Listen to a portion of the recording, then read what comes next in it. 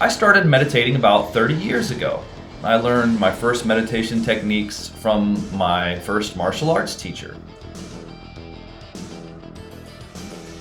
So the single pointed mind meditation technique is a very powerful concentration technique for meditation. And it involves concentrating on particular chakras.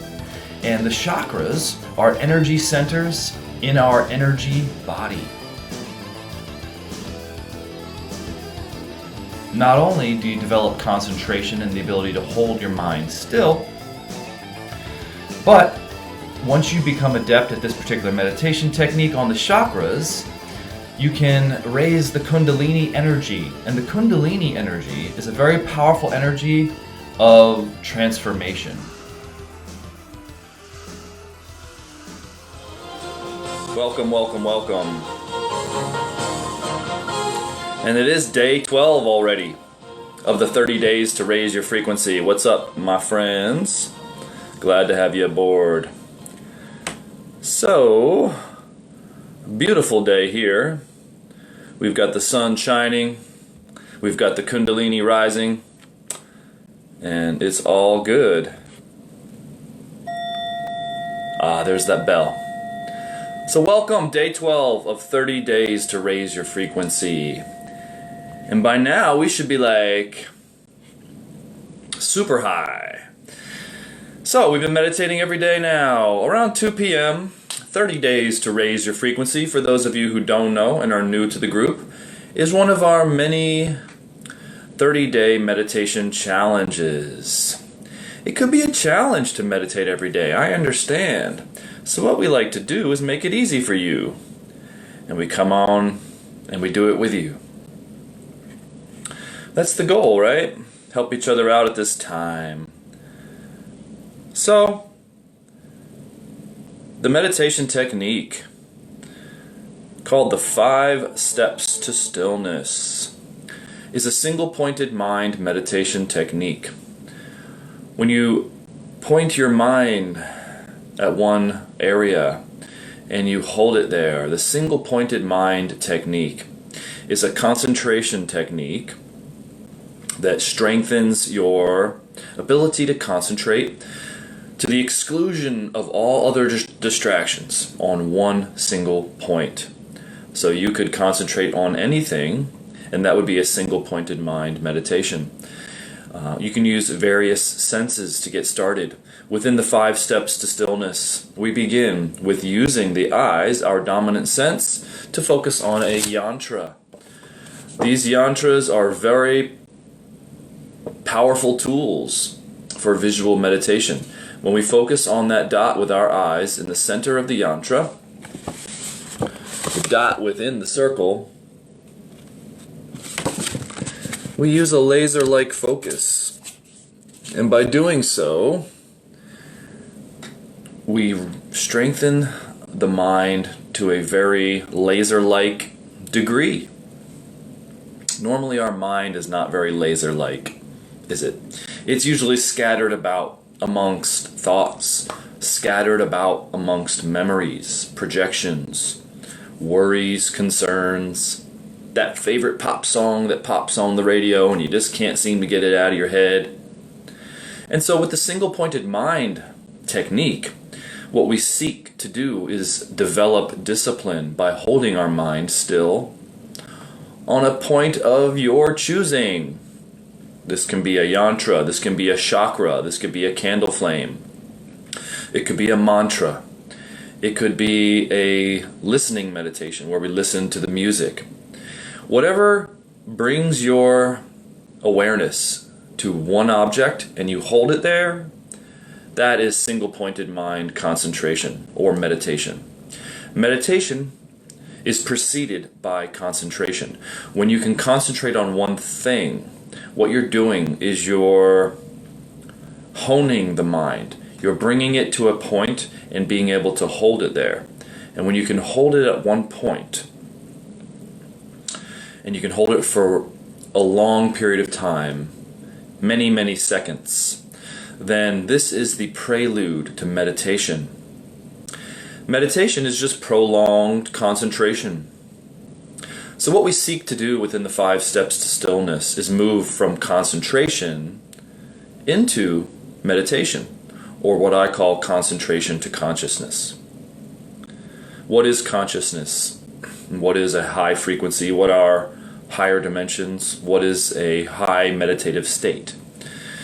The reason why I call it the 5 steps to stillness is because it takes a little bit of time to progress into stillness.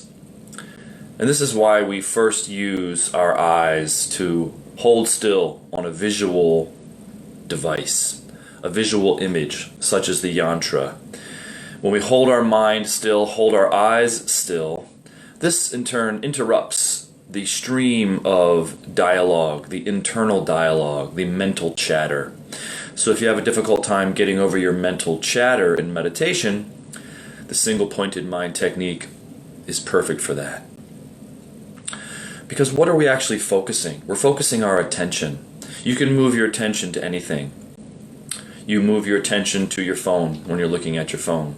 You move your attention to the book when you're looking at the book. You move your attention to the television. You move your attention to a loved one, a scene in nature when you gaze out upon the world or whatever. And our ability to hold our attention where we want it to be held is the discipline gained, is the power gained from this meditation technique. And so what we do is, once we've warmed up our concentration with step 1 by looking at the yantra, we move our concentration internally to the chakras, and we feel these energy centers known as the chakras. A little bit about the chakras. The chakras are located in your energy body. The energy body is a non-physical or subtle physical body that surrounds the physical body.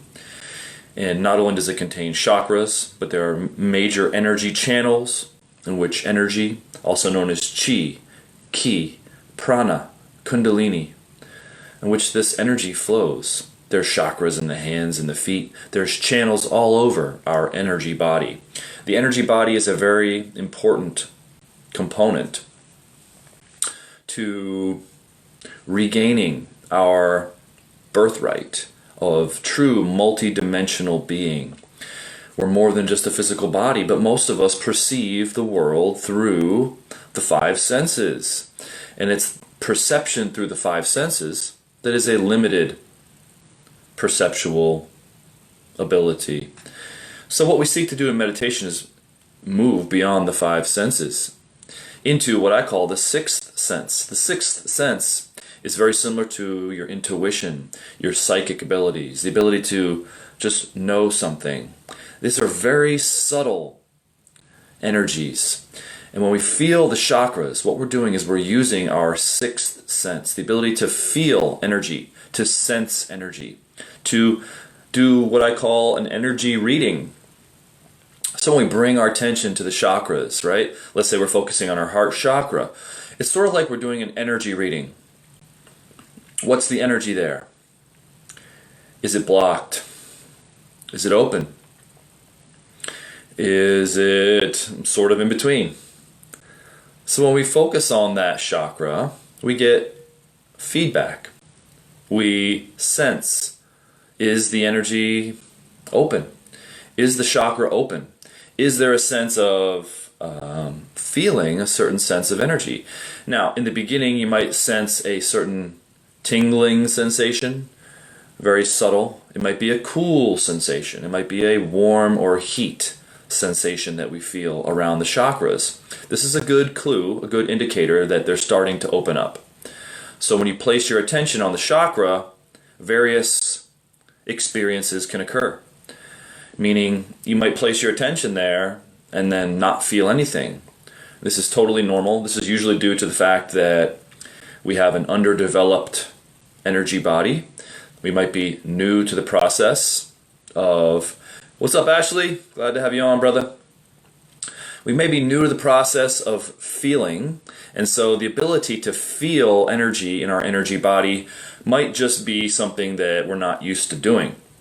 But with a little bit of practice, and what do I mean by a little bit of practice? After a few meditation sessions, after a couple weeks, you should start to gain some sort of a sense of, oh, okay, I know what you're talking about when it comes to feeling this energy around the chakras. But it does take some practice, so don't be discouraged if at first it seems a little bit challenging.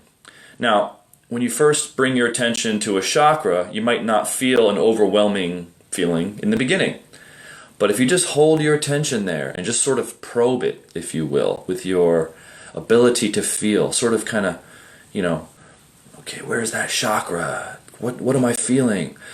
And if you just with some faith and with some perseverance and some patience, hold your attention in that area, I guarantee that within a few moments, as long as you're not spacing out, as long as you're not letting your attention just wander into dream-like states, daydreaming, back to your thinking habit, if you can truly hold the ability to feel, to sense, to be aware of the energy around that area, within a few minutes, you should be able to start to feel something, unless you're really, really blocked up, unless your energy body is really numb, which can be the case for people who have grown up around a very negative environment, people that were abused with negative, angry energy being thrown at them all their lives. They usually have a very contracted and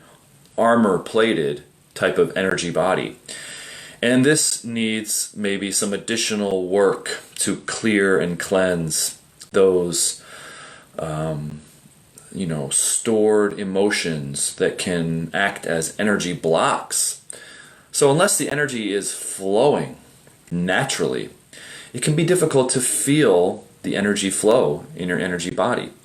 But with perseverance, patience, and consistency, the chakra will begin to awaken. It will open up. Now, for some of you, this might just be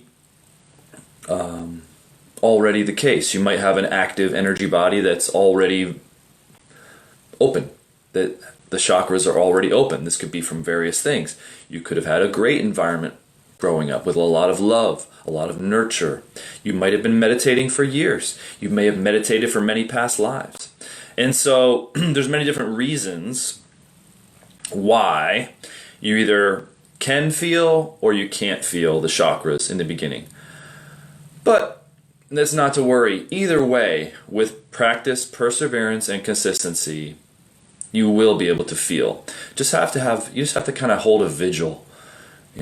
Be disciplined, be patient, have faith, and just hold the awareness there. And do a little bit of digging, do a little bit of probing and feeling around that area. Where is the center of my heart chakra?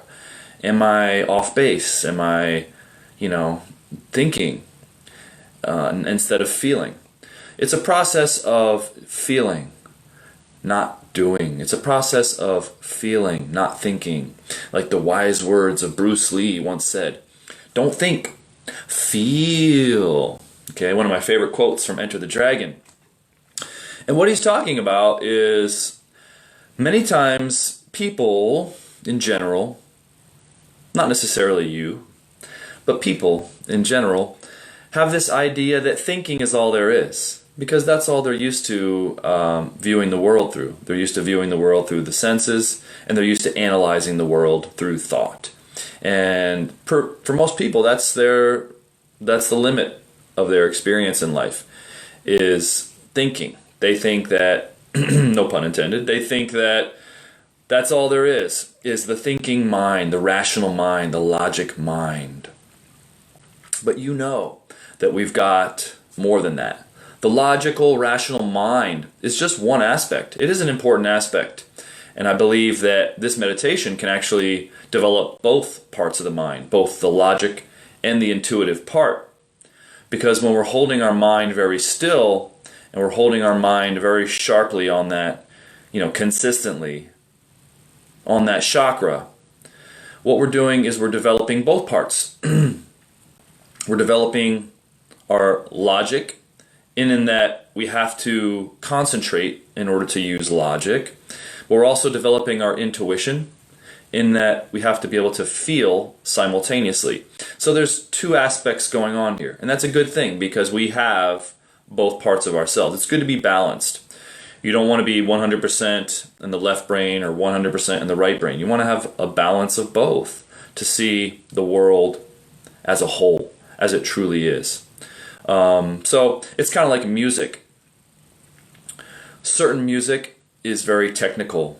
It's very mathematic. It has a lot of changes. It has a lot of different layers. It has a lot of different polyrhythms.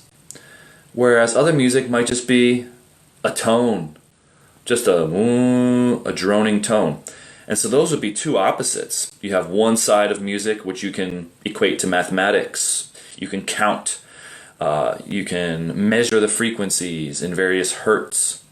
And you can analyze the music through that logical, mental side. Or you can simply feel the music. You can feel the way the music evokes certain emotion, takes you on a certain journey, has a certain sort of vibe or feel to it. So life has both of these qualities. So, as we get into the meditation, what we learn is that we're developing both of these qualities because it's important to have both. It's important to be balanced. It's important to have both logic and intuition. All right, so let's get to the meditation today, my friend. Here we are, day 12 of the 30 days to raise your frequency. So if you've been meditating with me each day over the past 11 days, then you should start to get a certain familiarity with this technique. And I'm a big believer in repetition. Repetition is the teacher. Repetition is the path to mastery. And it's important to master a certain technique, whether it's just sitting down and being still and focusing on the breath, or perhaps a more detailed technique such as the 5 steps to stillness. Whatever your technique, I feel it's important to master it. And only through repetition can we master something. Through, repetition, repeating the same process over and over again. We get good at it. We get adept at it. We get proficient at it. All right. You guys ready to meditate? Here we go. Step 1. If you're sitting in a chair or you're sitting on the floor, back straight, have a good posture. We begin with step 1, eyes open meditation. Use this opportunity to practice your gazing, staring at either the yantra in front of you, or another select object, or a candle flame, whatever you like. If you don't have an object to look at, you can just look at the video, or listen deeply to the music. You can also use your ears. Take a big deep breath.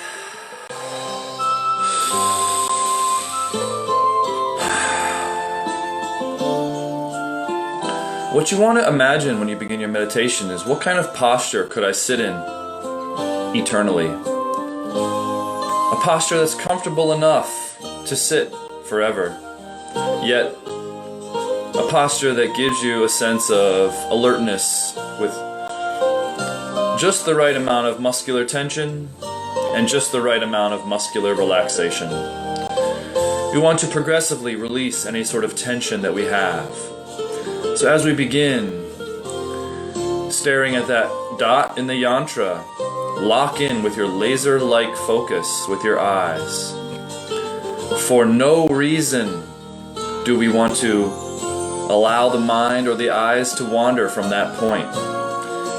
You want to be very vigilant with your focus and try to lock in like a heat-seeking missile on that target. Ready?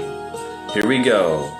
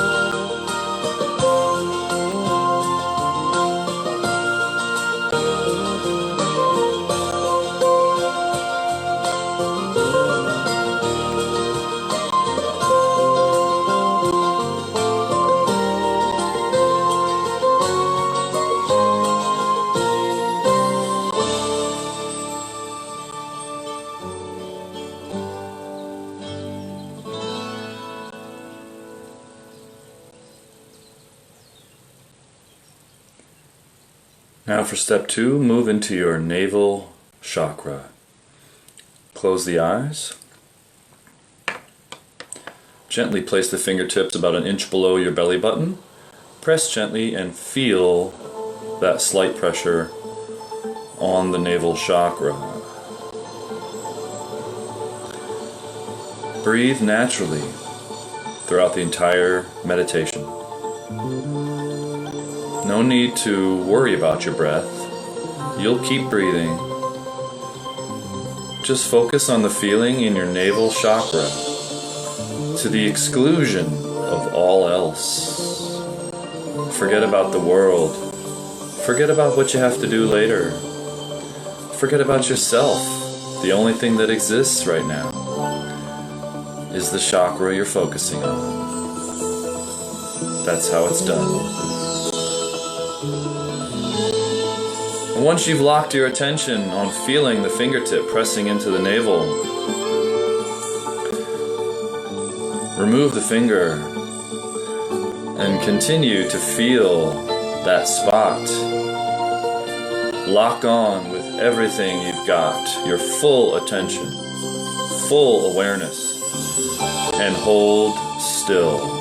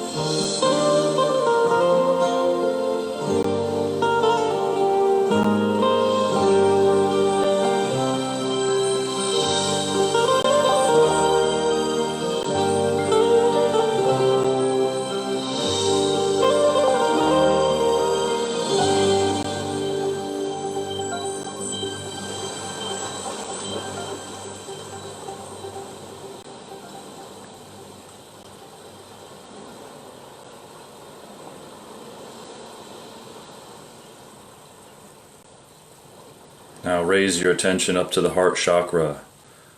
Gently place the fingertips in the center of the chest. Press lightly and feel the slight pressure of the fingertips.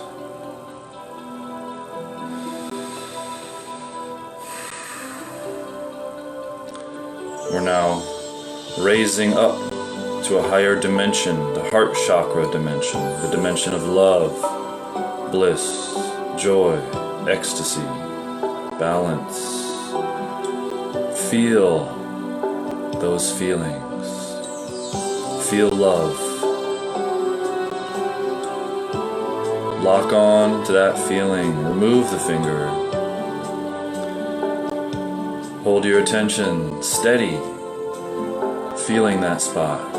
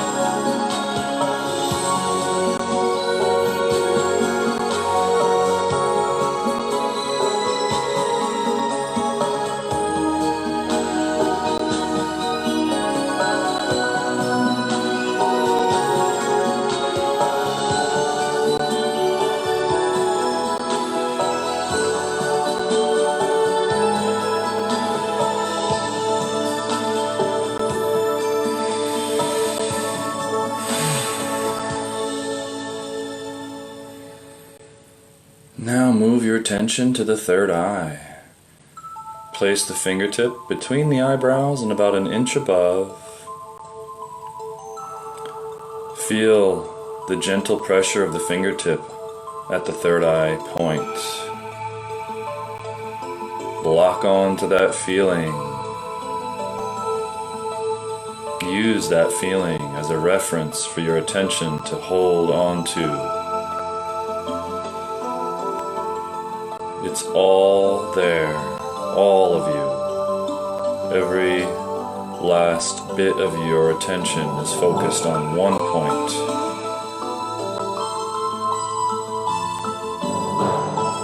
Remove the finger and continue to feel the third eye. Hold your attention there, very still.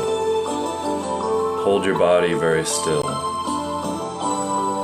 Ignore thought, ignore distractions, and hold still.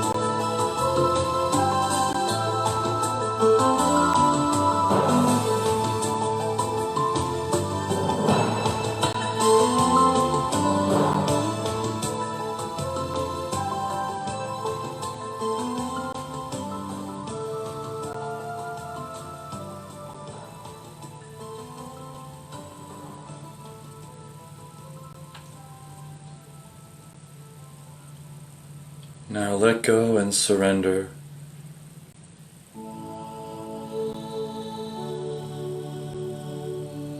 You're now completely still.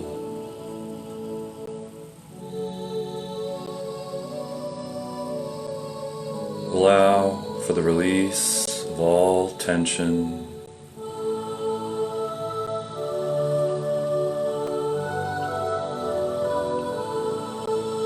Release all blockages and energetic contraction.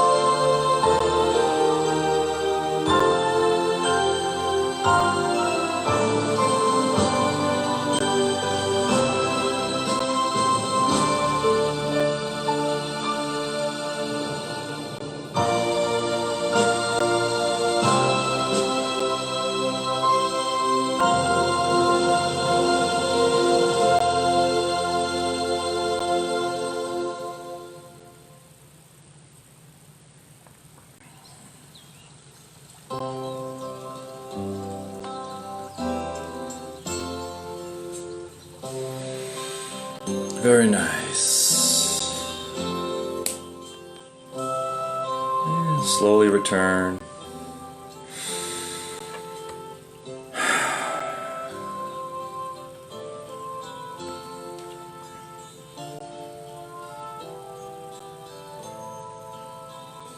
No need to re-engage any thought process.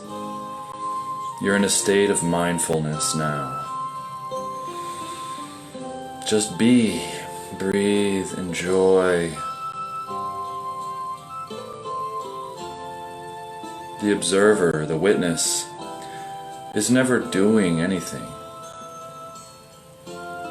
It's just observing, witnessing. It's not actively engaged. It's not attached. And this is truly what freedom and liberation means, is our awareness is free, not bound, not stuck, not attached.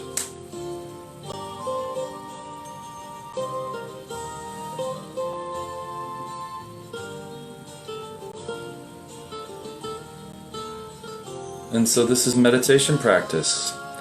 We have to practice because most of us are not practicing all day.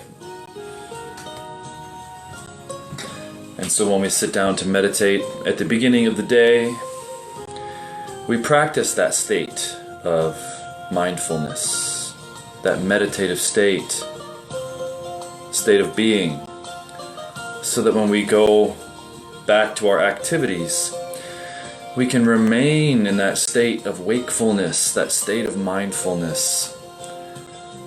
Even when we're actively doing our tasks or going about our business,